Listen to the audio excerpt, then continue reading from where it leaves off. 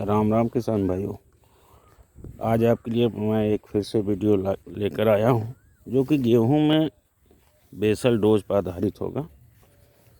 देखिए, यह हम जो पहले वीडियो मैंने बताया था, पिछले वीडियो में, गेहूं की वैरायटी अच्छी कंपनी का होना चाहिए, या गेहूं जो बोया जाए अच्छी वैरायटी का, वो अच्छी कंपनी का होना चाहिए, जिससे विश्वसनीय कंपनी हो तो बीज अच्छा रहता है। गेहूं में जो हमारी लागत लगती है वो निकलने की पूरी गारंटी होती है, अन्यथा मेहनत बेकार जाता है, पैदा बहुत कम होती है।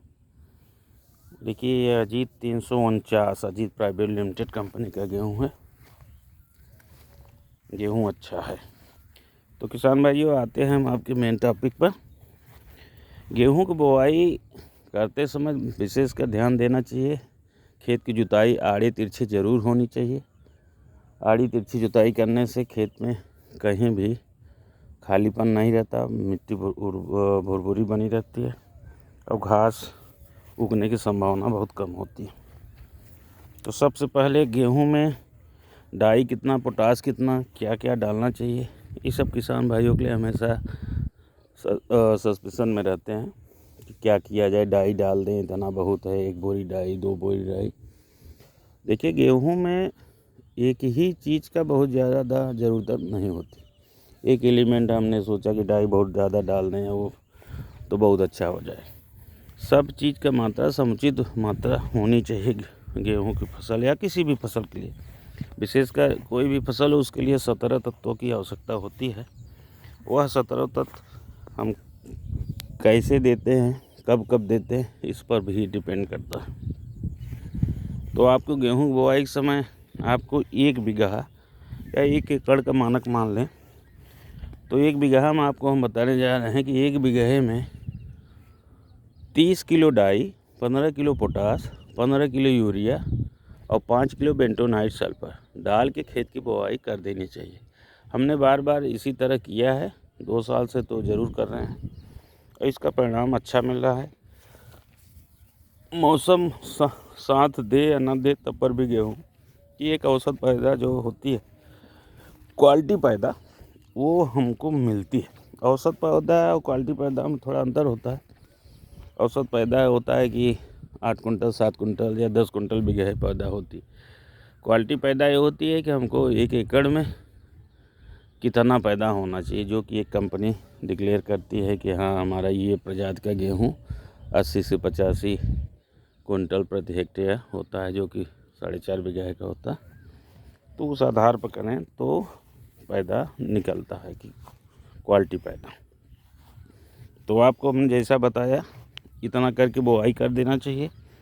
फिर पहली भराई के पहले ह्यूमिक एसिड का प्रयोग होना चाहिए। तो ह्यूमिक एसिड चाहे तो अकेले ह्यूमिक एसिड का प्रयोग कर दें, या तो जाइम आती है, अच्छी कंपनियों का जाइम आता है, बायोस्टेट का, मन्नू का, वेदक्राफ्ट का या इफ्को का, कहीं से भी जो जाइम मिलता है। तो जाइम में जिसमें humic acid, amino acid, fulvic acid तीनों मिक्स रहे अगर, तो बहुत अच्छा है। तो उसका प्रयोग आप लोग को 7 किलो बीघा ह्यूमिक एसिड या वही जाइम और प्लस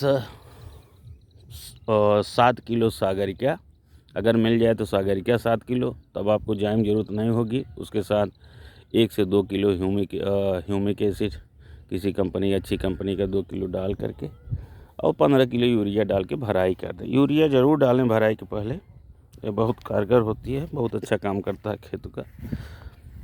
और क्योंकि आगे चल के हमको यूरिया ज़्यादा नहीं देना है, नहीं फसल भागती है, शाखा कम बनता है, कल्ला कम बनता है और फसल बढ़वार में ज़्यादा हो जाती है। तो भराई के पहले आपका ये हो गया। हाँ, एक चीज़ और ध्यान देना है कि आपको 3 से 4 किलो बीघा जिंक डालना है और 3 से 4 किलो सल्फ़र डालना है। तो बेंटोनाइट सल्फ़र हमने 5 किलो पहले डाल दिया, तो हमको अब 1 बीघे में 2 किलो पर्याप्त रहेगा सल्फ़र। WDG 90% या 80% WP सल्फ़र, जो कि कोसावेट या बायोस्टेट का आता है, ओकोविट। इस ढंग से कोई अगर बढ़िया सल्फ़र मिल जाए तो 2 किलो सल्फ़र और 3 किलो जिंक।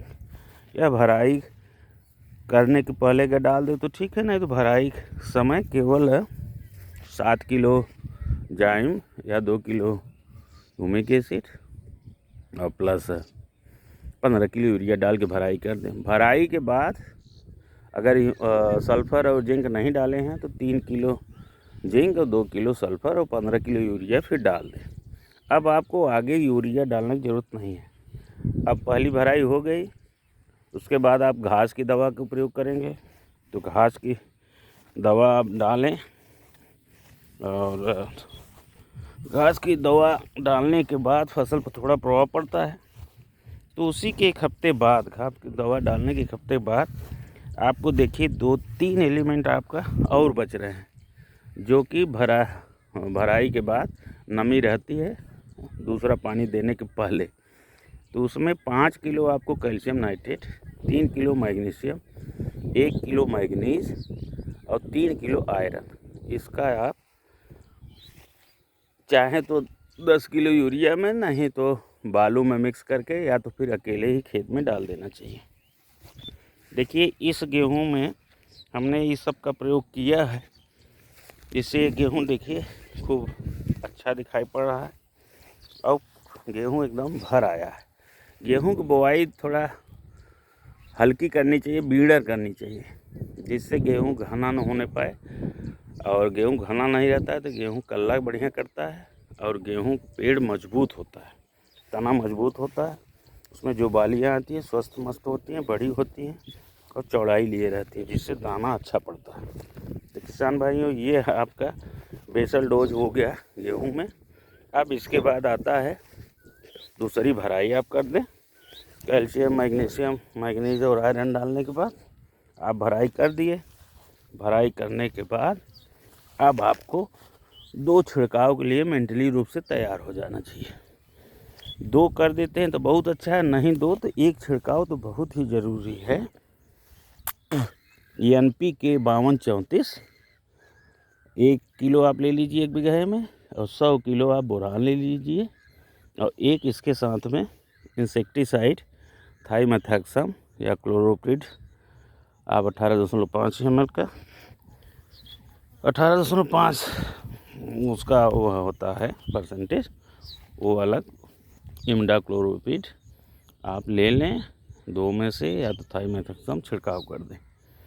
तो आपका गेहूं बोरान है जो परागण के लिए बहुत अच्छा होता है, और NPK जो 52-34 होता है वह पोटास, उसमें और डाई होता है DAP फास्फोरस, जो कि बालियाँ निकलने के लिए बहुत ही अच्छे काम करते हैं, और इसका छिड़काव आपको कर देना चाहिए। तब गेहूं जाकर आप देखेंगे तो बहुत ही अच्छा होगा, दाना का भराव बहुत अच्छा होगा। मौसम को प्रभाव जो होता है मौसम का, गर्म हवा चल रही, ठंडी हवा चल रही है, कभी कोहरा ज़्यादा पड़ जा रहा है, मार्च में भी कोहरा पड़ जाता है, कभी कभी बरसात हो जाती है, तब गेहूं में आपका पैदा, क्वालिटी पैदा आपकी होगी। औसत पैदा तो आप छोड़ दीजिए, क्वालिटी पैदा होगी, और क्वालिटी पैदा के लिए मैंने वीडियो बनाया है, इसलिए किसान भाइयों आप लोग का विशेषकर ध्यान दें।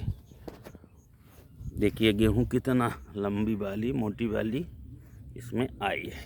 ये अजीत गेहूं है, अजीत 349, अजीत बीज प्राइवेट लिमिटेड कंपनी का। धन्यवाद। यह वीडियो कैसा लगा हमको लाइक और शेयर करके बताएं, और हमारे चैनल को सब्सक्राइब भी करें, जिससे हमारा उत्साह बना रहे आप लोगों के लिए। देसी खेती के लिए आपको हम बीच बीच में किस ढंग से करना चाहिए, विशेषकर इलाहाबाद के गंगा पार एरिया क्षेत्र के लिए कौन से बीज उचित होगा, हम आपको आगे और बताएंगे। धन्यवाद।